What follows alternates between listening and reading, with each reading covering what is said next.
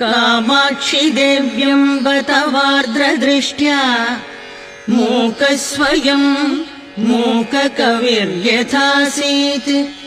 तथा कुरु त्वं परमेश।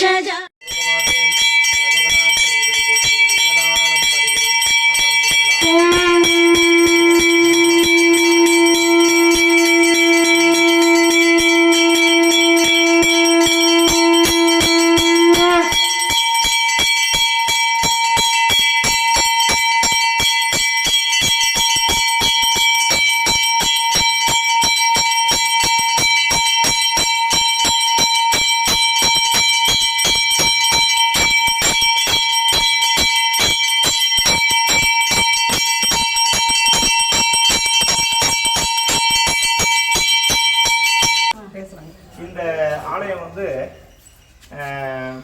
காஞ்சிபுரத்துல இருந்து தான் ஆரம்பிக்குது. இந்த இடத்துக்கு பேர் வஜ்ராபுரி. வஜ்ராபுரியில வஜ்ரதந்தன் அசுரன் வந்து கொடுங்கோலாட்சி புரிகிறான்.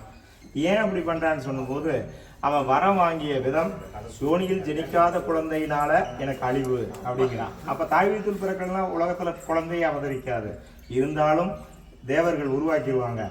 அப்ப அந்த குழந்தையினுடைய கை நெகங்களால தான் என்னை கிள்ளி வதைக்கணும் அப்படின்றாங்க. அப்ப அப்படியே கொடுத்துருக்கான் அப்படின்னு சொல்லவும், அவன் நமக்கு அழிவே இல்லைன்னு தேவர்களை பூரா இம்சு வர்றான். அப்ப அந்த துன்பம் தாழாத தேவர்கள் காஞ்சிபுரத்துல அது சிவபெருமான்கிட்ட முறையிட, சிவபெருமான் வந்து காஞ்சிபுரம் எப்ப வரம் கொடுத்ததோ அப்பயே அவனை அழிக்கிறதுக்கு காஞ்சிபுரத்துல நான் உருவாக்கிட்டேன், அம்பாள்கிட்ட போய் வரங்க கேளுங்கன்னு சொல்லும்போது, அம்மா பிறந்தது காஞ்சிபுரம், அசுரனை வரம் புரிய வந்தது தெய்வதானம், அசுரனை கொன்று 300 மூங்கினில் முதல் மூங்கி ஒன்படுக்கை, 400 மூங்கினில் நடுமூங்கி ஒன்படுக்கை, உச்சி சடைதான் வகுந்து ஜடைக்கு ஒரு லிங்கம் வைத்து தபசு பண்ணும் வேளையிலே அப்பி சிவன்னாடி உமை அஞ்சனமை போட்டு உமை கண்டுமே கொண்டு போனான். அப்ப அவனுக்கு அழிவில்லைன்னு சொல்லி மனநிலையில் இருக்க தேவர்கள்லாம் போய் முறையிட, நான் வந்து வதச்சு தரப்பான்னு சொல்றாங்க. அவ தாய் இல்லையா, அதனால பிரம்மனை தூது அனுப்புறாங்க. வேண்டாம், பெரிய சிவபக்தன், போய் அவன்கிட்ட சொல்லுங்க அப்படின்னு. மும்மூர்த்தியில ஒருத்தர் வந்து நீ கெஞ்சும் போது யாரா இருந்தாலும் வர சொல்லுங்க அப்படிங்கிறான். அப்ப சண்டி அனுப்புறாங்க, தோத்துறாங்க. சாமுண்டி அனுப்புறாங்க, தோத்துறாங்க. படைபலம் எல்லாம் தோத்துருது. ஏன் தாயே, உனக்கு தெரியாத ஒன்னா, உங்களுக்கு தான் தெரியும் அவனை வதைக்கக்கூடிய வலிமை. அப்ப நானே வரேன்னு சொல்லி அவனுக்கு ஒரு ஈ போற மாதிரி தெரியுது. இந்த ஒரு சிறு ஈ என்ன பண்ணி போடும் அப்படின்னு இருக்கும்போது, பாலரூபத்திலேயே விஸ்வரூபம் எடுக்கிறாங்க அம்பிகை. அவன் பொரிய சின்ன பொருளாகிற மாதிரி அந்த குழந்தைகளுக்கு, ஒரு சிறுபிள்ளைகளுக்கு ஒரு கோபம் வந்தா என்ன செய்யும், எதையும் பிச்சிரும், உடச்சிரும். அது மாதிரி கிள்ளி எரிஞ்சதுதான் தலையாறு. நீங்க கொடைக்கானல் போகும் பாதையில எலிவாள் அருவின்னு முதல்ல ஒரு பெரிய அருவி தெரியும். அது வந்து அவனுடைய சிரசு விழுந்த இடம் தலையாறு. தலை விழுந்து மூளை சதறி இடம் மூளையாறு. மூளையாறுன்னு ஒரு ஊர் இருக்கும். அவனுடைய அங்கத்தை கழிச்சு குளக்காயெல்லாம் தூக்கிப்பட்ட புலை ஊத்து. அப்ப இந்த இடமெல்லாம் ரத்த வெள்ளமா இருக்கு. தேவர்கள் சந்தியா காலையில சிவபூஜை பண்ணணும். சிவபூஜைக்கு எந்த தண்ணி இதுகள் கிடைக்கல. அப்ப சிவனந்தனைக்குள்ள ஆளாக போறோம்னு சொல்லி தேவர்கள் பூரா இறைவன் டக்க வேண்ட, தேவர்களான நீங்க துன்பம் வர நேரம் நினைப்பீங்க, அப்புறம் மறந்துடுவீங்க. அம்பிகை ஆதிசக்தியினுடைய அம்சம் தான் இங்க சினம். அதை வடம் புரிஞ்சு அதனால ஏற்பட்ட அந்த உக்ரத்தோடய உட்கார்ந்துருக்காங்க. அவங்க சினம் தணிஞ்சால்தான் அவங்க பிரம்மகத்தி தோஷம் வரை தபத்துக்கு போக முடியும். அப்படிங்கும் போது தேவலோகத்துல இருந்து 108 கலசங்களை தீர்த்தம் கொண்டு வந்து அம்பிகை அபிஷேகம் பண்ணாங்க. அந்த மஞ்சள் தண்ணி எங்கப்பட்டதோ அது பூரா மஞ்சளா புனிதம் பண்ணுது. அதனால மஞ்சளாறுன்னு பேரும். மஞ்சள் நதிக்கரையில அம்மன் ஆலயம். அதன் பிறகு அம்பிகை வளத்துல போய் தவம் முடிகிற காலம் தேவர் காலம்.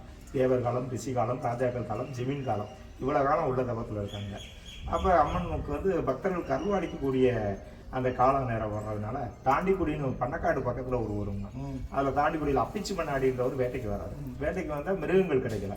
மிருகங்கள் கிடைக்கணும்னே அஞ்சனமை போட்டு பாக்குறாரு.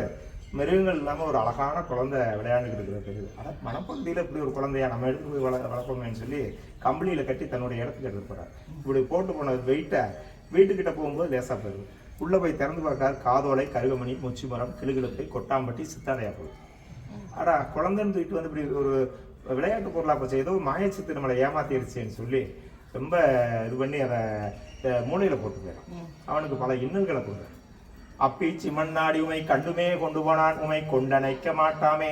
அப்பீச்சி மண்ணாடி குடும்பத்தை சீர்குலைய செய்தவளை நீ சீர்குலைய செய்ததினால் அப்பீச்சி மண்ணாடி உமை பொட்டியில் தான் அடைத்து லிங்கம்மா கேணி பாதாளம் தன்னருகையில் போட்டான். தலையார் அருவியில கொண்டு போடுறான். அதுல இருந்து அம்பிகை பெட்டி மிதந்து வந்து அந்த மூங்கில் புதர் அம்மா மச்சின்னு ஒரு இடம் உள்ள இருக்குங்க. அந்த இதில் வந்து மூங்கில் புதரில் அணைஞ்சு நிற்கிறாங்க. போட்டான் பொட்டி மிதக்க தலையாத்து கோம்பையிலே தங்கமலை வெய்யுதங்கே மூளையாத்து கோம்பையிலே முத்துமலை வெய்யுதங்கே இருட்டாரும் வரட்டாரும் ஏகமாய் வெள்ளம் வந்து கேணி நிறையுதமா அவனுடைய பொட்டி தானாம இருக்குதங்கே சுத்துது பொட்டி சுழலுது பொட்டி தாண்டுது பொட்டி தவ்வாளம் தான் போட்டு வருகுது கீழ் திசையில் அன்னகாப ஒட்டி தருகுது மூங்கில் பண்ணை அம்மா கருணாக ரூபம் கொண்டு தங்கினால் புற்றுக்கண்ணி. பக்கத்துல ஒரு புத்துல போய் நுழைஞ்சுக்கிறாங்க அம்பிகை. அம்மா பெட்டி வந்து அந்த மூங்கில் புதரில் அணைஞ்சு நின்றுக்கிறாங்க. அப்படி அணைஞ்சு நின்ன உடனே அம்பிகை பசி உணர்ந்து தேவர்கள், இது வந்து பாண்டிய மன்னன் சமஸ்தானம் வரைக்கும் பெரிய மாட்டுக்கருவம், இங்க இருந்தா பால் தயிர் வெண்ணையெல்லாம் வந்து மன்னர்களுக்கு போறது, அதனால தெய்வங்களுக்கு தானமா கொடுத்தனாங்க. அதான் தேவதானத்துக்கு. அந்த ராஜபாளையத்து பக்கத்துல உள்ள தேவதானமும் இதுவும் தெய்வங்களுக்காகவே தானமா கொடுத்த ஊர்.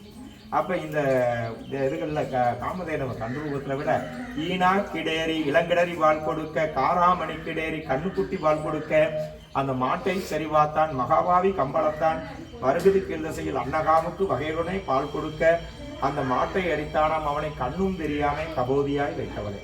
அவர் மூவரும் தான் வணங்க கண் வெளிச்சம் தான் கொடுத்து வீடு கட்டி வையும் என்று உரைக்க. ஏப்பா, உங்களாலதான் பக்தர்களுக்கு அருள்வாளிக்கக்கூடியது இருக்கு. அதனால மாசி களறி வருகும் இளமுறையில் பாரி வேட்டை காலம் 15ஆம் நாளிகையில் ஆதிகம்பையாற்றில் பெரும் வெள்ளத்தில் வருவேன்னு சொல்றாங்க.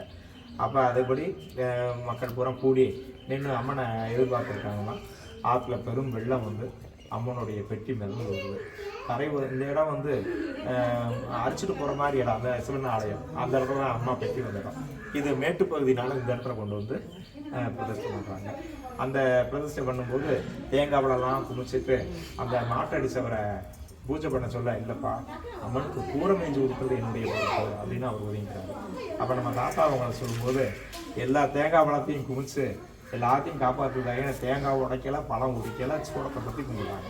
அப்போ இது தவறாக போயிடுச்சோம் அப்படின்னு சொல்லி அம்பிகையிடம் கேட்க, உடையாத தேங்காயும் உரியாத வாழைப்பழம் எனக்கு நைவேத்தியம், அண்ணன் நைவேத்தியம் வேண்டாம், தேனும் தினைமாவும் அம்மா எனக்கு நைவேத்தியம். அதே மாதிரி அம்பிகைக்கு வந்து இல்லறத்தார்கள் குடியிருக்கக்கூடாது, கோழி கூவுற சத்தம் கேட்கக்கூடாது, உரல் உலக்கை இடிக்கிற சத்தம் கேட்கக்கூடாது. இதன் அடிப்படையில் நான் அந்த இடத்துல இருந்து அருள்வாளிக்கணும்னு சொன்னாங்க. அதுல இருந்து அந்த பூஜை உள்ளேயே நடந்து வருது. அப்ப காமக்கம்மாள்னு சொல்லி அந்த 9வது தலைமுறையில் வளமூர்த்தி நாயக்கூட அந்த மாட்டடிச்சு கண்டறியாத போனவங்க நிர்வாகம், அவருடைய 9வது தலைமுறையில் காமக்கால்னு ஒரு பெண்ணு வர்றாங்க. அந்த அம்மா ரொம்ப திருப்தியா இருந்ததுனால அந்த அம்மா உள்ள இருந்து பேச, அந்த அம்மா வெளியிருந்து பேச தொடர்புகளாகுது.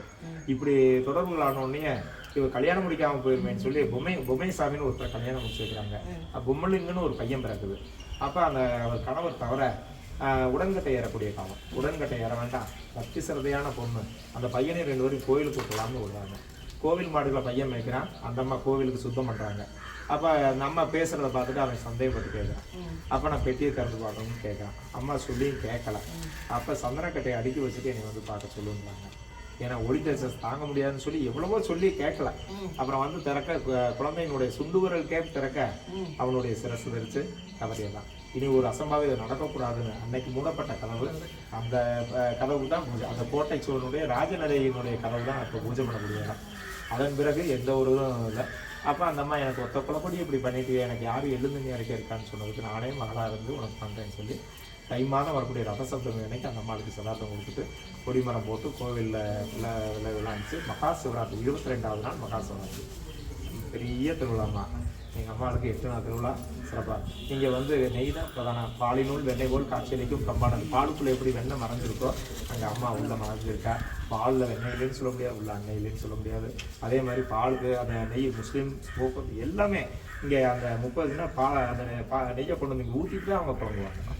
இங்கே எல்லாம் வந்துடுவாங்க. பெரிய பெரிய நல்ல ஓனர்கள்லாம் நேர்ந்துக்கிட்டு போய்மா பல கோடியை கொடுத்து வந்து பின்னிட்டுனா வந்து போயிடுவாங்க. அதே மாதிரிமா குருவாயூர்லையும் குருவாயூரில் வந்து டெய்லி வாங்குறாங்க. இங்கே இருப்பு இருந்து இருக்குது. அந்த மாதிரி நெய் பிரதானம். இங்கே வந்து பூர்வ ஜென்ம கர்மங்கள் நீங்குது.